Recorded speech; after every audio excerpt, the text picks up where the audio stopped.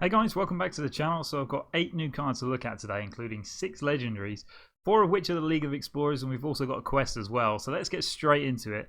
And we're going to start with Finley Murloc. He's Sir Finley of the Sands. He is a 2-mana 2/3, so his stats have changed slightly, and there are some reasons for that, I believe. But he's still a Murloc, obviously. And he has the battle cry of, if your deck has no duplicates, discover an upgraded hero power.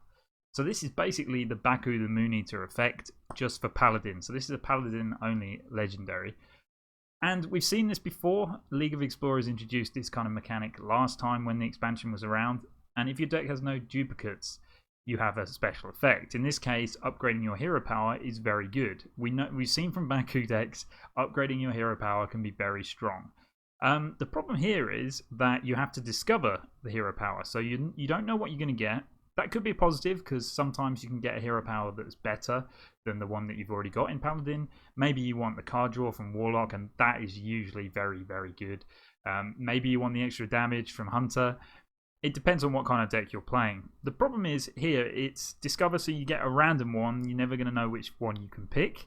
And 2, it doesn't happen at the start of the game like Baku did. And that's why Baku and Gen were so strong, was because it happened at the start of the game. Also, you have to restrict your deck to only singleton cards, so you can't have any card that's a duplicate, or you can, but if you want to have this effect, you have to have drawn the duplicates before you play it. So I like these kind of cards. It creates some cool deck building mechanics, especially when the expansion first comes out. It's going to be fun trying to find out which cards are good, which cards are bad. But this one can be drawn quite easily. I noticed it is a 2-mana card and it has 2 attack, and I think they've done that so that you can't draw it with Christology, because that would be broken. And also, Witchwood Piper means, yes, you can still draw this with Witchwood Piper, but it means you probably don't want to run any 1-drops, which is another restriction. There is the Murloc Tasty Fin, so you could use that one to draw a Murloc from your deck, but that's quite a bad card to include in a deck without any synergies, and the only synergy drawing this one Murloc. So I don't know, there's a couple of ways which you could make this work. So when you compare this card to the old Finley, this obviously gives you an upgraded hero power. The old Finley didn't, but the old Finley I think was probably better and generally used in aggro decks that wanted to kind of change their hero power and get, so in certain classes that wanted Hunter's hero power or they wanted Warlock's card draw, you could put Finley Murloc in without any really many downsides. It's just a battle cry, you just have to play it. Whereas this one, if you're doing a deck which only doesn't have any duplicates, it doesn't work quite as well with aggro, because aggro decks need to be hitting their 1s, their 2s, their 3s, their 4s every time when you draw them. So if you're only carrying 1 copy of each card, it kind of restricts that and means that potentially you're not going to be having 2 copies of your power cards. You're only going to be having 1. So this generally you want this kind of value in a control deck, which I don't really see Paladin using right now. However, don't miscount upgraded hero powers, because we saw how strong Baku was. I don't think it will be too hard to draw Finley with the various draw cards you can use to get this. So it's less impactful than Baku was for sure, which is a very, very good thing. We don't want that. It's also restricted to 1 class, just Paladin. A bit of an interesting one, and one of the better explorers, to be honest, because you can get some good ones in a control deck. Maybe you want the healing hero power, because Paladin does have a lot of healing synergies, but if you get stuck with the shaman hero power, then it's not going to be great. But yeah, one to watch for sure, and I think it would be a lot of fun trying to make these decks work. Next up, let's take a look at the Druid legendary, and this is Elise the Enlightened. It's a 5-mana 5/5, and as the battle cry of your deck has no duplicates, duplicate your hand. So this is a really cool effect. Let's just say you've got 5 cards in your hand, or 6 cards, one of them's Elise. You play this, then you'll get all of your hand duplicated, and you'll have 10 cards in your hand, and that's a lot of value. It's depending on what cards are in your hand, it's pretty good. If you're playing like a mid-range Druid, potentially you would just run this as card draw. You're not actually drawing cards, but you're duplicating cards which were already in your deck, so they're good cards and cards that you wanted, and it just fills your hand and gives you more fuel to use. So I think in that respect it could be very good, but in other ways as well, it's a combo tool, right? So it's a way for you to get 2 copies of cards which you couldn't have 2 copies of before.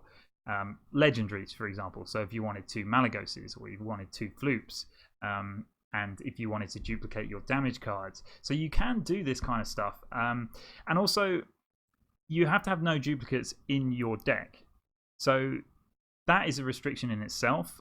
But with a card like this, potentially, like Druid can cycle with Auctioneer, they've got a lot of cheap spells.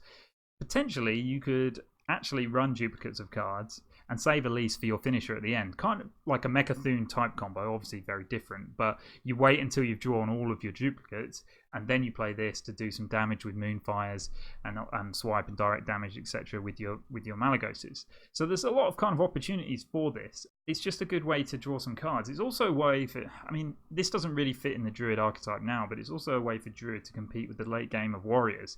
So like, if you take this card into your deck and you specifically don't play it until you've drawn all of your duplicates, and then it's like adding an extra bunch of cards to your hand. So it could be potentially used in that way. So I quite like it, actually. I don't really see a Druid deck that wants to run exclusively no duplicates.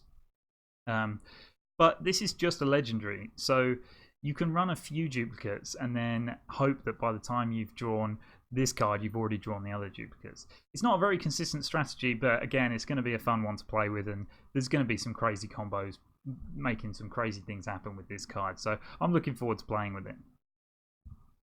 Next up is Dino Tamer Bran. This is a 7 mana 2 attack 4 health minion with a battle cry. If your deck has no duplicates, summon King Crush.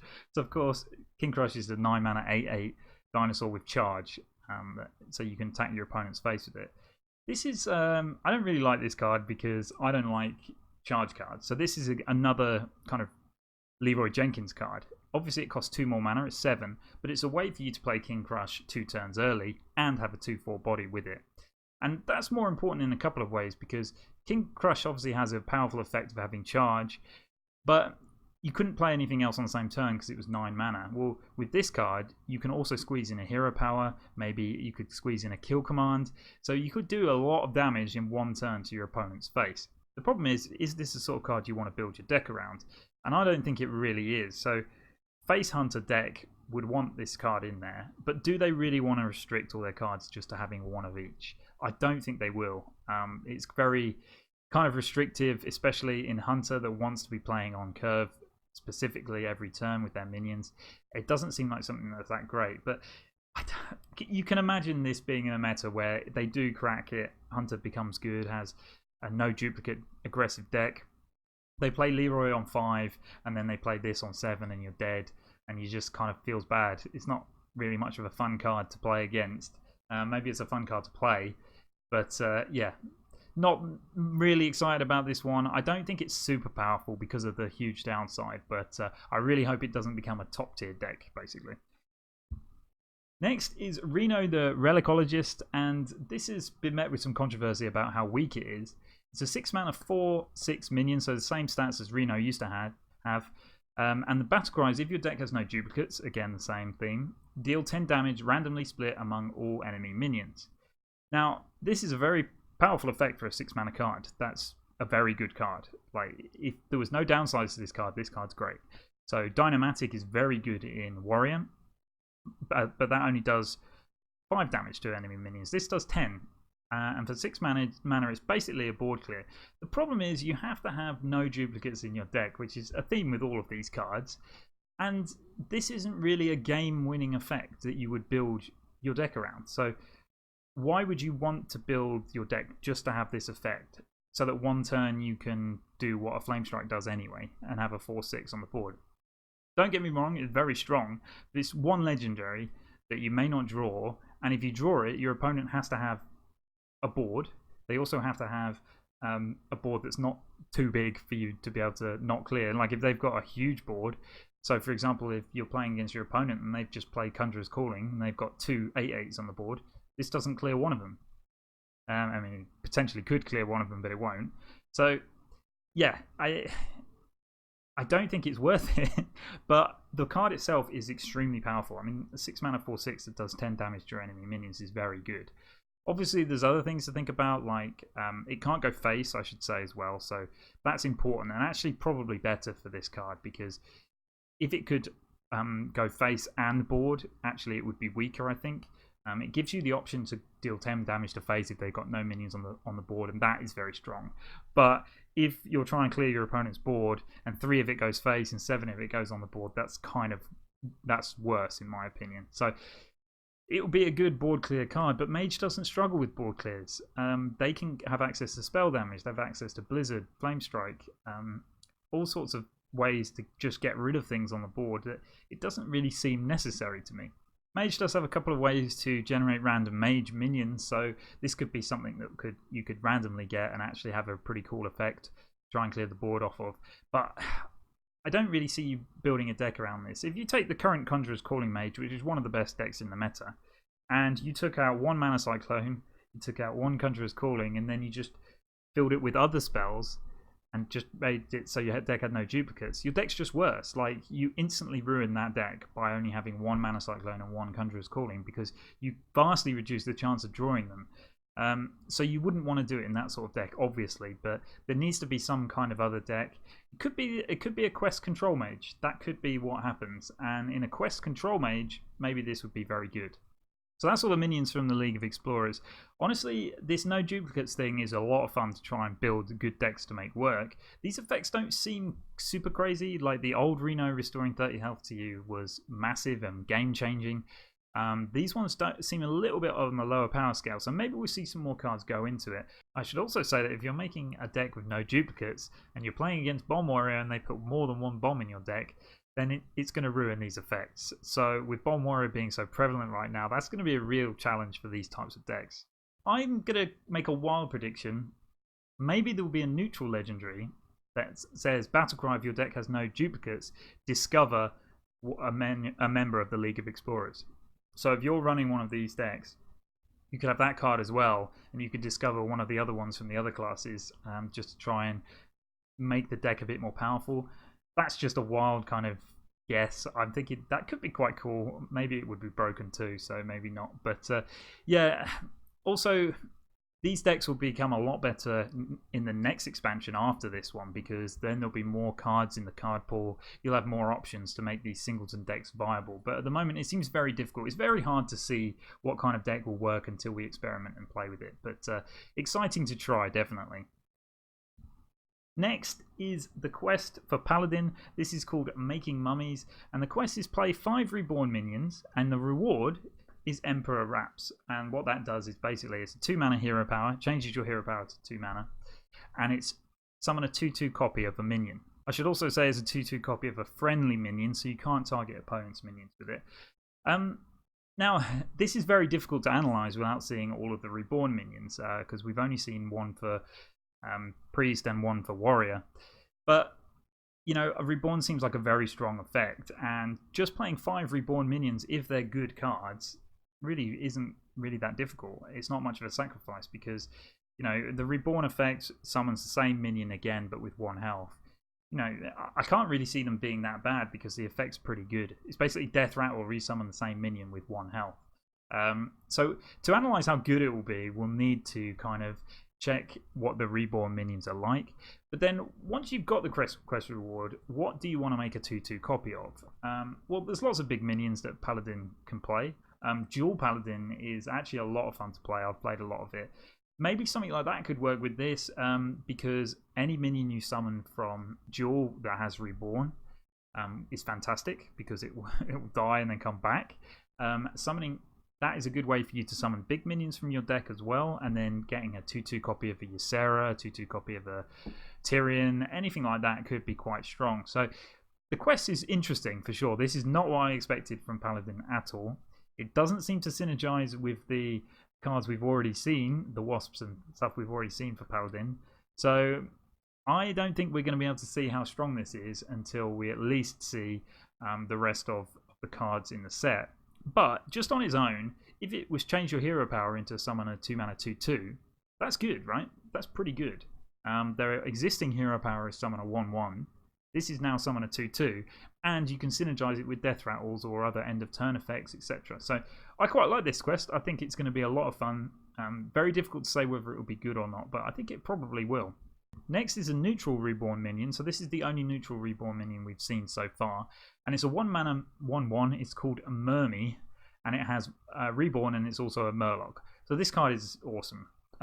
Basically, it's a Mecharoo, but for Murlocs. Because it's a 1 mana 1/1 that summons itself back as a 1 mana 1/1. So if you're playing any kind of Reborn deck, then this is a card you want to play.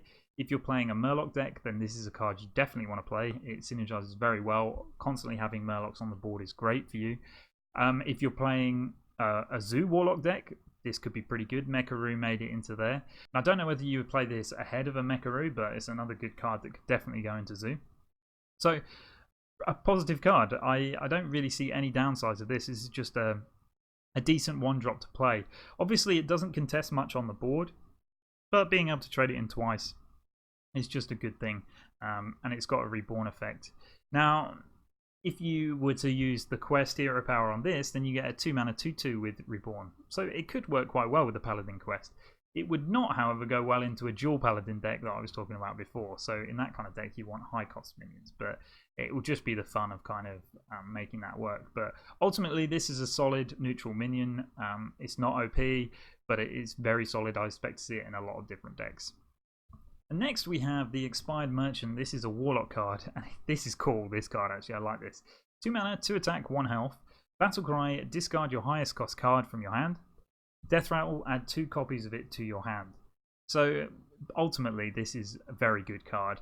The Battle Cry has synergies with any discard synergies you're playing. So if you're playing in Wild, you can put this in a Quest Warlock. If they ever release any more discard synergies, you could use this card. And you also get, not only do you not get the downside of discarding the card, you also get the benefit of getting 2 of them back in your hand, and that's with the Death Rattle. Now, the downside, of course, to all of this is you could discard your Fellord Betrug, and then your opponent silences this minion, and then you lose it forever. But that can be a good kind of baiting mechanic, because if your opponent silences this, they're silencing a 2/1, and they might not be silencing something else in your deck. Yes, you would lose whatever card you discard, but there's lots of strategies you could play around with that. Now, I don't think this is just for discarding your huge minions either. I think this could go very well into a Zoo Warlock deck. You just play this, discard your highest cost, maybe it's a 3-drop, maybe it's even a 2-drop in your hand. And then you can Grim Rally this and get more fuel in your hand. Your opponent might not be able to silence it, and then you can just trade it, get more fuel in your hand. You can use Mortal Coil on it in different kinds of decks. Loads of good options for this. So I can see this being a very strong card. It's just good value, really, with the only downside being if it gets silenced, which, you know, Priest has got the mass silence effect for 9 mana, but other than that, there's not really going to be much. I think if the meta is running a lot of silence, you might want to remove it, but it's a 2 mana 2/1. It's just a very solid card, and also allows to create some combos if you want to get 2 copies of a legendary minion, for example. So I really like the design. I like the flavour of it. I think it would be a really cool card for Warlock. Then finally for today, we've got Dillo, which is a 6 mana legendary for Warrior. It's a 4/7 beast. Don't know why it's a beast, but it has Taunt. And at the end of your turn, give all Taunt minions in your hand +2/+2. So this card is good. I don't see a place for it right now because this isn't really what Warrior is trying to do. But it's a good solid card. A 6 mana 4/7 of stats with Taunt on its own is pretty decent. Being played at a certain time, this can be really useful to you. Unfortunately, it's not a mech. If it was a mech, this card would be insane. But it does give your Taunt minions in your hand +2/+2. So Ziliax +2/+2. Damage Stegatron +2/+2. There are a lot of mechs that you can give +2/+2 to with this card. And I think it could be alright. But ultimately, is there a deck that really wants to do that? I think if you look at Control Warrior and Bomb Warrior right now, both of those decks wouldn't want to do this, I don't think. Maybe Control Warrior would, but what are you leaving out? Those 2 decks are almost perfect in the amount of stuff that they have. So yeah, I don't. This again, because it's not a mech, it won't be randomly discovered often. So I just think this one has to go into a specific Taunt Warrior deck, and at the moment I don't really see it. It is an end of turn effect rather than a battle cry, so that's a very big positive, because if it was just a battle cry, then your opponent doesn't have to remove it, but as it stands, they will feel the need to remove it as soon as you play it. So an interesting one. Maybe we'll see some more Taunt minions come into the game, but at the moment I can't really see a Taunt Warrior happening with the cards that we've got. Alright guys, so that's all the cards. What do you think? Some really interesting ones with the no duplicates. I really hope they add some synergy to go along with the no duplicate decks, because I don't think it will be very strong right now, especially with the effects that we've seen. But I could be completely wrong. I think Finley's got potential. I think Elise's got potential. Well, they've all got potential. They all do have potential. But none of them game-breaking potential, I don't think, right now, which is a good thing, I suppose. But thanks for watching. I'll be back with some more reviews tomorrow. They'll be doing daily reveals, so tune back in then to see the rest of the cards. But thanks for watching, guys, and I'll see you next time.